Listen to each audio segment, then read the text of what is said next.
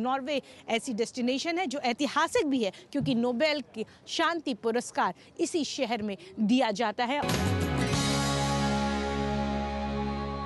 नमस्ते, hello to everyone.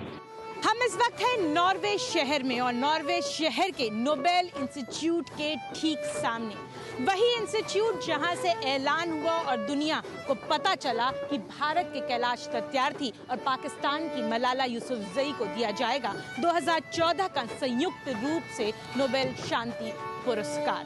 Children who are sold and bought like animals, the children who are born and live in the situations of conflict and insurgencies and terror,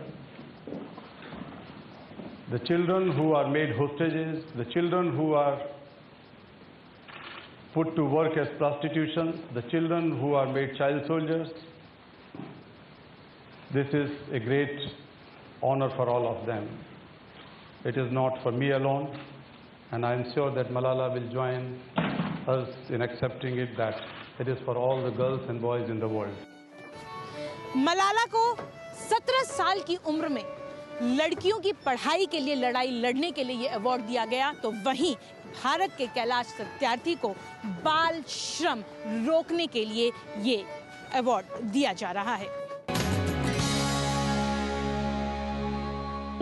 ये मेरी ख्वाहिश थी कि दोनों ममालिक की उज़राए आज़म जो है वो आ जाए। मुझे तो अभी तक कंफर्मेशन नहीं मिली और इवेंट कल है, तो इसका मतलब ये है कि कोई पॉजिटिव रिस्पांस नहीं आया है। There is no response yet, so probably the Prime Ministers are not coming. हम इस वक्त हैं नॉर्वे की राजधानी ओस्लो में और ओस्लो के ऐतिहासिक सिटी सेंटर में। यही वो ऐतिहासिक जगह है जहां पे नोबेल शांति पुरस्कार का वितरण समारोह आयोजित किया जाता है। इसका सभागार जिसमें 1000 लोगों की बैठने की क्षमता है, वहां खास इंतजाम किए गए हैं इस वितरण समारोह के लिए, जो कि 10 दिसंबर को दोपहर 1 बजे नॉर्वे के टाइम से आयोजित किया जा रहा है। इसमें पोडियम बनाया गया है जिस पर मलाला यूसुफजई और कैलाश सत्यार्थी बैठेंगे। उनके साथ ही होंगे नॉर्वे के नोबेल पीस प्राइज कमेटी के 5 सदस्य और परमानेंट सेक्रेटरी। जो कमेटी है वो सबसे पहले संबोधित करती है वहां जितने भी लोग शामिल होते हैं उन्हें, और बताती है कि आखिर इन्हीं दोनों लोगों को क्यों चुना गया इस पुरस्कार के लिए इस वर्ष। उसके बाद सम्मान समारोह का आयोजन होता है जिसमें नोबेल डिप्लोमा और नोबेल मेडल दिया जाता है। जो राशि है वो बाद में दी जाती है, और उसके बाद जो भी सम्मान पाने वाले शख्स हैं, इस बार होंगे कैलाश सत्यार्थी और मलाला यूसुफजई। वो संबोधित करते हैं सभा को, बताते हैं कि देश और दुनिया में आगे किस तरह से वो अपने शांति के संदेश को ले जाने वाले हैं। मेडल की खासियत अगर हम बताएं तो वो सोने का होता है, 18 कैरेट सोने का, जिसका वजन होता है 196 ग्राम। डायमीटर की हम बात करें तो 6.6 सेंटीमीटर उसकी डायमीटर होती है, और मेडल कुछ इस तरह का दिखने में लगता है। फ्रंट की अगर हम बात करें, सामने के फेस पर एल्फ्रेड नोबेल, जिनके सम्मान में ये पुरस्कार दिया जाता है, उनकी तस्वीर होती है, नाम लिखा होता है और कब से कब तक वो रहे वो लिखा होता है। मेडल के पीछे की तस्वीर की हम बात करें तो 3 इंसानों की तस्वीर होती है जो एक दूसरे को बाहों में जकड़े हुए होते हैं, और उस पर कुछ लैटिन में इस तरह से लिखा जाता है प्रो पेस लेट फ्रेंटनेशिया जेनेटियम, जिसका मतलब होता है शांति और सौहार्द के लिए जिसने काम किया हो। भारत के मध्य प्रदेश के एक छोटे से शहर विदिशा में जन्मा पला बढ़ा बच्चा आज विश्व के लिए किस तरह से बन गया है शांति का दूत। यही कहानी बयां कर रही है नॉर्वे में लगी इस एग्जीबिशन में, जो कि मलाला और कैलाश सत्यार्थी पर पूरी तरह से आधारित है। कैलाश सत्यार्थी ने किस तरह से बचपन बचाओ आंदोलन की शुरुआत की, प्रेरणा उन्हें कहां से मिली, इसके अलावा जब उन्हें नोबेल शांति पुरस्कार दिए जाने की घोषणा हो गई, उसके बाद बच्चों को बचाने के लिए जो रेड्स किए गए, पहली बार उन रेड्स की तस्वीरें इस एग्जीबिशन में लगाई गई हैं। उनकी पहली सेल्फी की तस्वीर इस एग्जीबिशन में लगाई गई है। कई ऐसी अनसुनी अनकही कहानियां जो कैलाश सत्यार्थी के बारे में दुनिया और देश को नहीं पता, वो यहाँ आकर आप देख सकेंगे। इसके अलावा पाकिस्तान के मलाला यूसुफजई के साथ 2014 का शांति पुरस्कार वो शेयर कर रहे हैं और मलाला के जीवन की भी यहाँ कई कहानियां ऐसी बताई गई हैं जिनमें सबसे ज्यादा महत्वपूर्ण है ये वो यूनिफॉर्म, ये स्कूल का यूनिफॉर्म जो पहनकर वो स्कूल जा रही थी जब तालिबानियों ने उन्हें गोलियों से भूनने की कोशिश की गई, जिसके बाद पाकिस्तान में इलाज चला और फिर उन्हें लंदन ले जाया गया। पहली बार किसी को पता चला कि वो यूनिफॉर्म अब भी संजोकर उनके परिवार वालों ने रखी थी और पहली बार देखने के लिए डिस्प्ले में यहाँ नॉर्वे में लगाई गई है। नोबेल पीस प्राइज मलाला को मिले हैं। मुझे ऐसा फील हो रहा है कि मलाला को नहीं बल्कि सारे पाकिस्तान को, सारे इंडिया को और सारी दुनिया को मिल गया है। मैं बहुत खुश हूँ कि पाकिस्तान और हिंदुस्तान जो कि हम अक्सर एक दूसरे से खफा रहते हैं, आज हम बहुत खुश हैं कि हम एक स्टेज पे, एक प्लेटफॉर्म के, एक काज के लिए एक साथ हैं।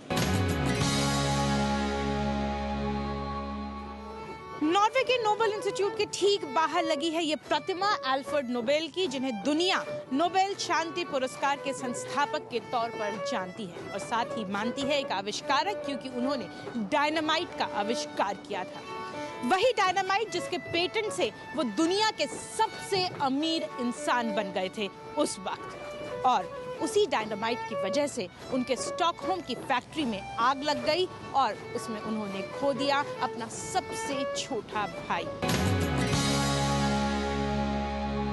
नोबेल पीस सेंटर ये वही जगह है जहां अल्फ्रेड नोबेल का वसीयतनामा पढ़ा गया था। 1895 में अल्फ्रेड नोबेल की मौत के बाद 31.5 मिलियन स्वीडिश क्राउन वो छोड़ कर गए थे वसीयत के तौर पर, और उसी वसीयत में ये लिखा गया था कि उनके सारे पैसे सेफ सिक्योरिटी में डिपॉजिट कर दिए जाएं और उससे जो ब्याज मिले उससे सालाना 5 पुरस्कार वितरित किए जाएं, जिसमें था फिजिक्स, केमिस्ट्री, मेडिसिन, लिटरेचर और 5वां था पीस यानी कि शांति पुरस्कार। पूरा नॉर्वे शहर सज चुका है नोबेल के शांति पुरस्कार विजेताओं के स्वागत के लिए, लेकिन सिर्फ मलाला और कैलाश सत्यार्थी यहाँ नहीं आ रहे, उनके साथ भी होंगे कई लोग भारत और पाकिस्तान से। उनके खाने की भी तैयारी पूरी कर ली गई है। कुछ वेजिटेरियन है, कुछ नॉन वेज है और हमने सारी तैयारी कर ली है ज्वेल स्पेशलिटीज के लिए। तो अंदर देखते हैं क्या कुछ तैयारियां चल रही हैं। ये है उस रेस्टोरेंट का शेफ जहाँ पे खाना बनाते हैं, वो जगह आप कह सकते हैं इसे। क्या कुछ बना रहे हो आप सर? अभी तो चिकन टिक्का मसाला बना रहे हैं। अच्छा, पता है आपको मलाला जी आने वाली हैं यहाँ पे, साथ में लोग भी आने वाले हैं, उनके साथ जो गेस्ट हैं, तो क्या कुछ खिलाओगे उन्हें? वो डिपेंड करता है क्या खाना चाहते हैं, वो उस हिसाब से मेनू तैयार कर देंगे 10-15 मिनट के अंदर। 10-15 मिनट के अंदर किस तरह से क्या कोर्स होता है? पहले क्या खिलाते हो? पहले हम स्टार्टर खिलाएंगे उनको तंदूर से, जो सीख कबाब लेना चाहते हैं, मुर्ग मलाई टिक्का लेना चाहते हैं, तंदूरी चिकन का कोई भी आइटम लेना चाहते हैं, उनको हम देंगे। पहले पेश करेंगे या सूप से स्टार्टर सूप से भी स्टार्टर्स कर सकते हैं आप। जैसे वेजिटेबल्स कॉकटेल कबाब हो गया, फिर कॉकटेल समोसा हो गया।